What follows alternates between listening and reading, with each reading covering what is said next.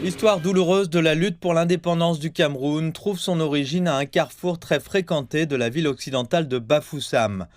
Vous ne trouverez pas de monument ici, mais les habitants affirment que c'est à cet endroit que des nationalistes ont été tués par les troupes coloniales françaises et que leurs têtes ont été exposées pour servir d'exemple aux autres. Parmi les personnes exécutées figurait un homme aujourd'hui vénéré par de nombreux Camerounais comme un héros national. C'est ici qu'Ernest Ouandi a été assassiné. On se souvient de lui comme du dernier combattant nationaliste qui s'est battu pour l'indépendance du Cameroun. Le régime au pouvoir a organisé son assassinat ici avec la complicité de l'armée coloniale française. Les historiens affirment que de nombreuses autres personnes ont été exécutées sur les places publiques de Bafoussam. Mais les meurtres les plus brutaux ont eu lieu près des chutes d'eau de Métché. C'est un autre site important de l'histoire politique du Cameroun. De nombreux nationalistes camerounais et d'autres victimes innocentes et anonymes de la guerre d'indépendance du Cameroun ont été tués ici et jetés dans la cascade que vous voyez derrière moi.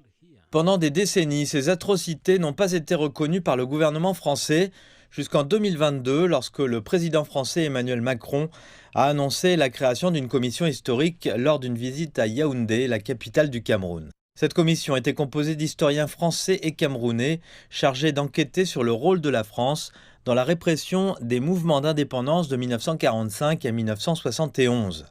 Dans une lettre adressée à son homologue camerounais et rendue publique ce mois-ci, M. Macron a déclaré que le rapport montrait clairement qu'une guerre avait eu lieu dans l'ancienne colonie, mais sans pour autant présenter d'excuses.